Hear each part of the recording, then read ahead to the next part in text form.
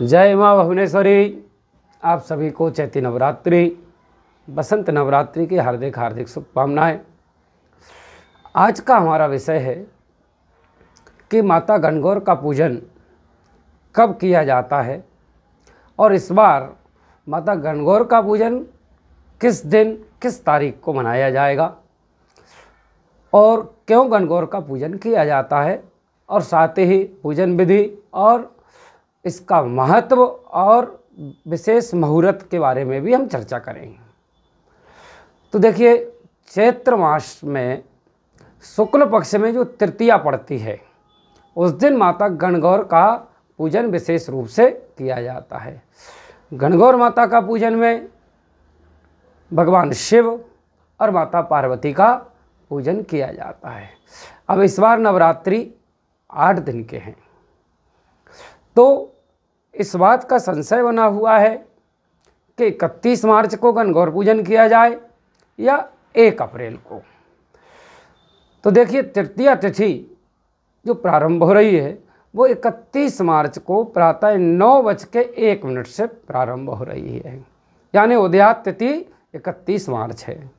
और 1 अप्रैल को सूर्योदय से पहले ही, यानी कि 1 अप्रैल को प्रातः 5:42 पर तृतीया तिथि समाप्त हो जाएगी।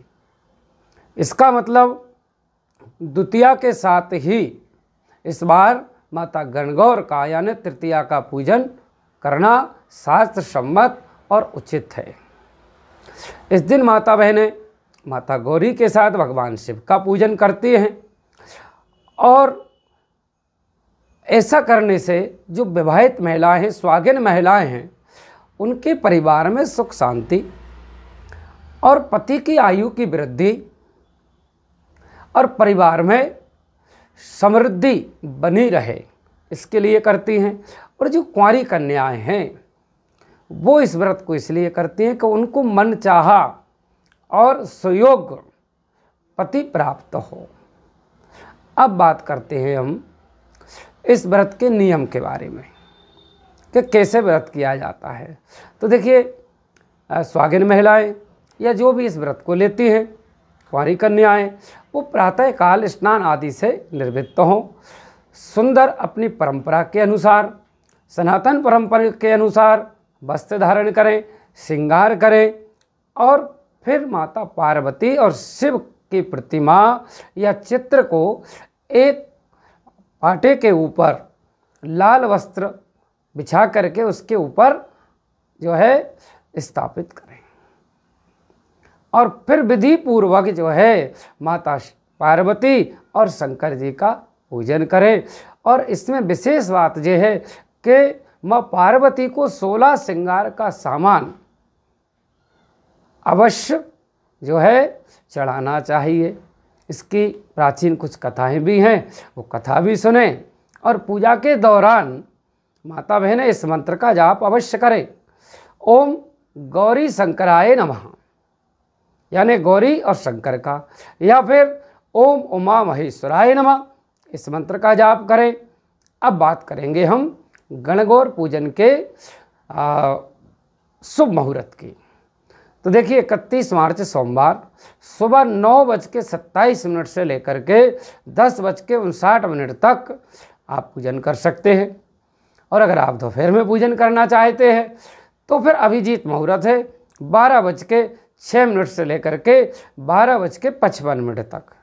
और अगर इस समय भी नहीं, क्योंकि परंपरा के अनुसार किसी के जहाँ 12 बजे के बाद ही पूजन होता है, किसी के जहाँ सुबह पूजन हो जाता है, तो आप अगर दोपहर में पूजन करना चाहते हैं तो 2:02 से और 3:34 तक, या फिर शाम को 5:06 से 6:38 तक आप माँ का पूजन कर सकते हैं।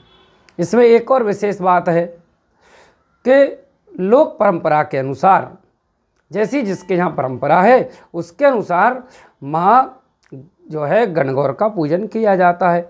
कहीं कहीं हमने देखा है कि जैसे मध्य प्रदेश में, निमाड़ में, राजस्थान में, सब जगह की परंपराएं अलग अलग हैं।